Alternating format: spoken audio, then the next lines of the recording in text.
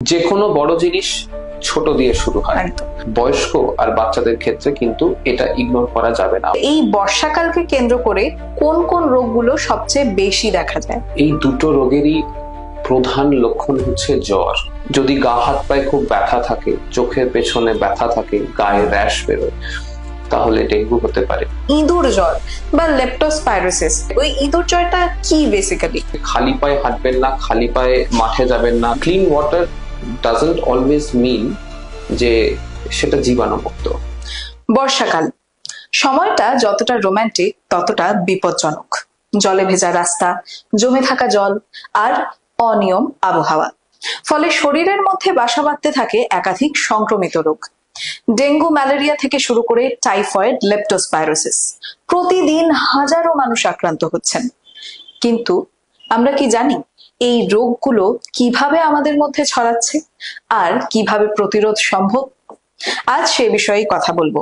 আমি দিশা, আর আমার সঙ্গে রয়েছেন বিশিষ্ট general physician doctor Dhruba Banerjee. Doctor Banerjee, the ওয়ালে আপনাকে স্বাগত। আমরা জানি বর্ষাকাল চলছে, তো সেই ক্ষেত্রে আমরা যদি সারাদিন রোদ উপভোগ করেও থাকি, আমরা কিন্তু বেলা গড়াতে না গড়াতেই বৃষ্টি আমাদেরকে ফেস করতেই হচ্ছে। তো আপনার কাছে প্রতিদিন বলতে গেলে শয়ে শয়ে পেশেন্ট আসছেন, তো সেই ক্ষেত্রে আপনার অভিজ্ঞতা থেকে জানতে চাইবো যে এই বর্ষাকালকে কেন্দ্র করে কোন কোন রোগগুলো সবচেয়ে বেশি দেখা যায়? বর্ষাকাল প্রথমেই বলতে গেলে ভারতবর্ষ বর্ষা প্রধান দেশ। প্রায় জুন মাসের মাঝখান থেকে শুরু করে সেপ্টেম্বর মাসের মাঝামাঝি বা শেষ অবধি বর্ষাকালটা চলে একটা দীর্ঘ পিরিয়ড ধরে। এই পিরিয়ডে বিভিন্ন রকম স্পেসিফিক রোগ দেখা যায় যেগুলো কিনা বর্ষার সাথে ওতপ্রোতভাবে জড়িত। তার মধ্যে দু ধরনের রোগ, একটা ভেক্টর বর্ন ডিজিজ যেগুলো মশা মাছি থেকে পরিবাহিত হচ্ছে, আর একটা জলবাহিত ডিজিজ জলের দ্বারা পরিবাহিত হচ্ছে। এই দুটোই মোস্টলি দেখা যায়। এছাড়াও বৃষ্টিতে ভেজা বা ঠান্ডা গরম ওয়েদার চেঞ্জ, যেহেতু আনপ্রেডিক্টেবল ওয়েদার, এর কারণে কিছু নর্মাল ভাইরাল ইলনেসও দেখা যায়, যেগুলো খুব একটা হানিকারক নয়, বাট বয়স্ক এবং বাচ্চাদের ক্ষেত্রে এটাও একটা ভয়ঙ্কর রূপ নিতে পারে যদি ইগনোর করা হয়। সাধারণ মানুষ কি করে বুঝবেন যে তিনি ডেঙ্গুতে আক্রান্ত হয়েছেন নাকি ম্যালেরিয়াতে আক্রান্ত হয়েছেন? এই দুটো রোগেরই প্রধান লক্ষণ হচ্ছে জ্বর, এবং এই জ্বর is a common symptom for most of the infections. তো সাধারণ মানুষের পক্ষে বোঝা একটু কঠিন যে জ্বর কি কারণে হচ্ছে। হতে পারে সেটা ভাইরাল, বা হতে পারে সেটা ডেঙ্গু বা ম্যালেরিয়া, বা অন্যান্য অনেক কারণে। এই যে অ্যাকিউট গ্যাস্ট্রোএন্টেরাইটিস, পেটের ইনফেকশন, সেখান থেকেও জ্বর আসতে পারে। তো পেশেন্টের উচিত যদি জ্বর আসে, প্রথম একদিন সিমটোম্যাটিক ম্যানেজমেন্ট করা, নিজে নিজে ওভার দ্য কাউন্টার যে মেডিসিন গুলো পাওয়া যায়, প্যারাসিটামল খাওয়া, জলপট্টি দেওয়া, জ্বর বেশি উঠতে না দেওয়া, এবং সাথে সাথে অ্যাওয়্যার থাকতে হবে যে বাদ বাকি কি সিমটমস আসছে। যদি গা হাত পায়ে খুব ব্যথা থাকে, চোখের পেছনে ব্যথা থাকে, গায়ে র্যাশ বেরোয়, তাহলে ডেঙ্গু হতে পারে। যদি জ্বরটা বারবার আসে, কমে যাচ্ছে, আবার 24 ঘন্টা পরে আসছে বা 48 ঘন্টা পরে আসছে, যেটাকে আমরা রেকারিং ফিভার বলি, রিল্যাপসিং ফিভার বলি, সেক্ষেত্রে হতে পারে ম্যালেরিয়া বা অন্যান্য বিভিন্ন রকম রোগও হতে পারে। যদি জ্বর 1-2 দিনে না কমে, ডাক্তারবাবুর সাথে যোগাযোগ করুন, নির্দিষ্ট কিছু পরীক্ষা করাতে দেবেন, সেই পরীক্ষাগুলোর বেসিসে, রিপোর্ট বেসিসে উনি নিশ্চয়ই আপনাদের গাইড করে দেবেন, ইগনোর করবেন না। একদমই। খুব, যদিও বিষয়টা খুব কমন ছিল, বাট আপনি যে পয়েন্ট গুলো বললেন ওগুলো অত্যন্ত গুরুত্বপূর্ণ, কারণ আমরা এই সিমটমস গুলোই কিন্তু অনেক সময় সাধারণ ভেবে এড়িয়ে চলে যাই।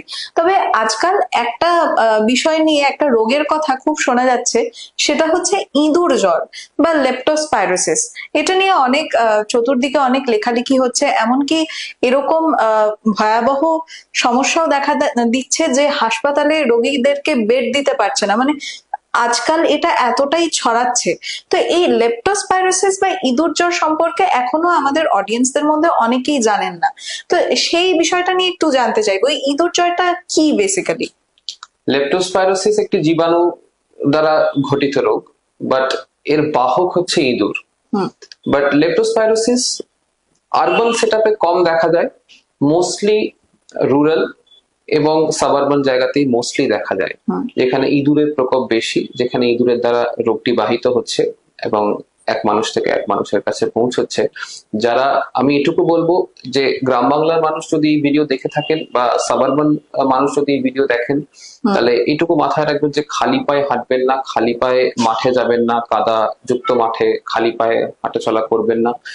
ঘরে ইঁদুর থাকলে সেই ইঁদুরের প্রিভেনশন, ইঁদুরের প্রকোপ, ইঁদুরের যে বার্ডেন সেটাকে কমানোর চেষ্টা করুন এবং লোকাল যে হেলথ সেন্টার বা লোকাল গ্রাম পঞ্চায়েত, লোকাল অ্যাডমিনিস্ট্রেশনের সাথে যোগাযোগ করে একটা সম্মিলিত এফর্ট দিয়ে এই বার্ডেনটাকে কমিয়ে আনার চেষ্টা করতে হবে। একদমই।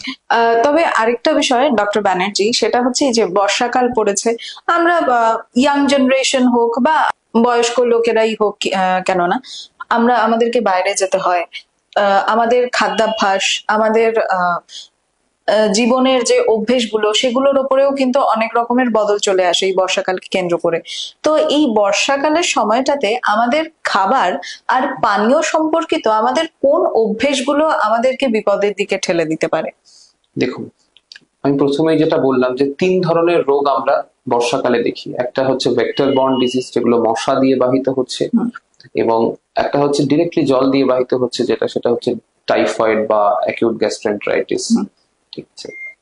আর আরেক ধরনের হতে পারে যেটা হচ্ছে কমন ভাইরাল ইলনেস, সেটা অনেক সময় জল বাহিত হয়, ঠিক আছে, ইনফেক্টেড ওয়াটার বা একে অপরের সাথে টাচ, একে অপরের সাথে কন্টামিনেশনে বেসিসে এটা হয়। তো আমাদেরকে প্রথমে যেটা মাথায় রাখতে হবে যে বর্ষাকালে clean water, and clean water doesn't always mean যে সেটা জীবাণুমুক্ত। ক্লিন ওয়াটার মানে ভেক্টরও তাতে যাতে ডিম না পারতে পারে সেই রকম পানীয় যাতে কোথাও না জমে, মানে সেরকম জল যাতে কোথাও না জমে। শুধু পানীয় জল দেখলেই হবে না, নোংরা জল বা মশা ডিম পেড়ে রেখেছে এরকম জল কোথাও জমছে কিনা সেটা খেয়াল রাখতে হবে বাড়ির আশেপাশে। এতে করে আমাদের ভেক্টর বর্ন ডিজিজ গুলো আমরা কন্ট্রোলে রাখতে পারবো। ক্লিন ওয়াটার, এটা দিয়ে আমরা যে অ্যাকিউট গ্যাস্ট্রেন্টারাইটিস বা অন্যান্য টাইফয়েড এই জাতীয় রোগগুলোকে আমরা কন্ট্রোল করতে পারবো। ঠিক আছে। একদমই। তবে সেই ক্ষেত্রে শিশু এবং বয়স্কদের ক্ষেত্রে তাদের ইমিউন সিস্টেম অনেকটাই আলাদা হয়, তো সেই ক্ষেত্রে এ ধরনের রোগগুলোর ঝুঁকি কতটা আলাদা? দেখুন, আমাদের কমন ভাইরাল ইলনেস বা টাইফয়েড, ডেঙ্গু, ম্যালেরিয়া অনেকেরই কোনো না কোনো সময় হয়েছে। হয়তো আমরা কেউ জানি, হয়তো কখনো কেউ জানি না, আমরা ট্রিটমেন্ট করেছি, কখনো করাইনি, আমাদের ইমিউন সিস্টেম হয়তো ট্যাকেল করে নিয়েছে।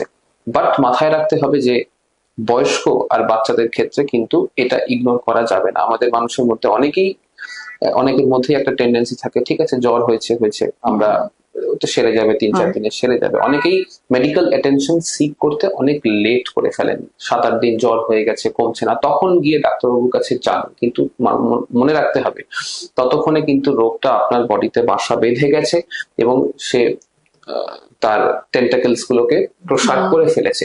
তখন ডাক্তারবাবুর পক্ষে এই রোগকে নির্মূল করা কিন্তু অনেকটা ডিফিকাল্ট হয়ে যায়। তো ইগনোর করবেন না, বিশেষ করে বাচ্চাদের আর বয়স্কদের ক্ষেত্রে, বিকজ তাদের ইমিউন সিস্টেম অনেকটাই উইক হয়। তবে ডক্টর ব্যানার্জি, যে আমরা তো বর্ষাকালকে ডিপেন্ড করেই আমরা রোগগুলো নিয়ে আলোচনা করছি, তো সেক্ষেত্রে বর্ষাকালে ফ্লু, সর্দি, কাশি এই বিষয়গুলো কিন্তু খুব কমন ব্যাপার। তো সেই ক্ষেত্রে সাধারণ মানুষদের উদ্দেশ্যে বলছি যে তারা কি করে বুঝবেন যে সেই সর্দি, কাশি বা ফ্লু এমনি সাধারণ কোনো একটা সংক্রমণ নাকি আগাম কোনো বড় সতর্কবার্তা? যে কোনো বড় জিনিস ছোট দিয়ে শুরু হয়। তো যেটা আমি আগেই বললাম যে প্রথম একদিন দেখুন জ্বর কমছে কিনা। নর্মাল ভাইরাল যে ইনফ্লুয়েঞ্জা হয় সেগুলো নিজে নিজেই ঠিক হয়ে যায় যদি পেশেন্ট ইমিউনো কম্পিটেন্ট হয়। মোস্ট অফ দ্য পেশেন্টস এর ক্ষেত্রে সেটা 1-2 দিন 3 দিনের মাথায় সেটা নিজেই ঠিক হয়ে যায়। যদি 48 ঘন্টায় জ্বর না কমে, জ্বরের ইন্টেন্সিটি এবং ফ্রিকোয়েন্সি একই রকম থাকে, সত্তর ডাক্তারবাবুর সাথে যোগাযোগ করুন এবং উপযুক্ত ব্যবস্থা নিন, না হলে কিন্তু বিপদ আসতে পারে। একদমই। তবে এই বর্ষাকালীন রোগগুলোকে ঘিরে মানে সবসময় যে ডাক্তারের শরণাপন্ন হতে পারবেন লোকেরা তেমন তো কোনো কথা নেই, অনেক সময় তাদের পক্ষে পসিবল হয় না। তো সেই ক্ষেত্রে ঘরে বাইরে তারা কি ধরনের ব্যবস্থা নিতে পারেন? Main method of preventing any infective disease হচ্ছে prevention. We have to focus on prevention first. Infective disease prevent করতে গেলে ফার্স্টে হচ্ছে আমাদের পার্সোনাল হাইজিন মেনটেন করে রাখতে হবে। বর্ষাকাল বা শীতকাল বা বর্ষাকালে পার্সোনাল হাইজিন যদি আমরা মেনটেন করি, তাহলে আমাদের এই ইনফেক্টিভ যে ডিজিজ গুলো, এগুলো আমাদের বডিতে আসার সম্ভাবনাটা অনেকটা কমে যাবে। এবং ভেক্টর বর্ন ডিজিজের ক্ষেত্রে যেটা আমি আগে বললাম, যে জল জমতে দেওয়া যাবে না, মশারি টাঙান, যদি আশেপাশে মশার প্রকোপ বেশি থাকে স্প্রে ইউজ করুন, বা লোকাল কর্পোরেশনে জানান, কর্পোরেশন থেকে নিশ্চয়ই সেই মশার ব্যবস্থা বা মশার প্রকোপের ব্যবস্থা করে দিয়ে যাবে। একদমই, আপনি অর্থাৎ বলতে চাইছেন যে সরকারি হোক বা বেসরকারি হোক, সেই পর্যায়ে এই ধরনের যদি পদক্ষেপগুলো নেওয়া হয়, তাহলে সেক্ষেত্রেও অনেকটা প্রিভেনশন পসিবল হবে। হ্যাঁ, একদমই। তবে ডক্টর ব্যানার্জি, আজকে এই বিষয়টা খুব কমন হলেও কথাগুলো অত্যন্ত গুরুত্বপূর্ণ ছিল। তবে আজকে আমরা এই কথা থেকে জানতে পারলাম যে বর্ষাকাল একটা মজার সিজন হলেও এখানে কিন্তু স্বাস্থ্য ঝুঁকি যথেষ্ট রয়েছে। আমাদের সামান্য সচেতনতা আর সতর্কতা আমাদেরকে যে কোনো আগাম বড় বিপদ থেকে রক্ষা করতে যথেষ্ট গুরুত্বপূর্ণ ভূমিকা পালন করে। তার পাশাপাশি ডক্টর ব্যানার্জি যে বিষয়গুলো নিয়ে আজ বললেন, সেখান থেকে কিন্তু এটাই উঠে আসছে যে এই ধরনের রোগগুলো থেকে নিজেদেরকে রক্ষা করতে হলে আমাদের ছোট ছোট পদক্ষেপগুলো অত্যন্ত গুরুত্বপূর্ণ। তো ডক্টর ব্যানার্জি, আপনাকে অসংখ্য ধন্যবাদ এতটা আমাদেরকে সময় দেওয়ার জন্য আর বিষয়টা নিয়ে এতটা খোলাখুলি কথা বলার জন্য। আপনাদের যদি আজকের এই এপিসোড থেকে কোনো প্রশ্ন জেগে থাকে মনে, বা অন্যান্য কোনো শারীরিক সমস্যা থেকে থাকে, তাহলে অবশ্যই কমেন্টে আমাদেরকে জানান, সে বিষয়েও কথা হবে। আর আজকের এই এপিসোডটা ভালো লেগে থাকলে লাইক করুন, প্রিয়জনদের সঙ্গে শেয়ার করুন। আর আজ এ পর্যন্তই রাখছি, পরের এপিসোডে থাকছে আরো একটি গুরুত্বপূর্ণ বিষয়। ততক্ষণ ভালো থাকুন, সুস্থ থাকুন আর দেখতে থাকুন দ্য ওয়াল নিউজ, কারণ খবর এখন এখানেই। নমস্কার।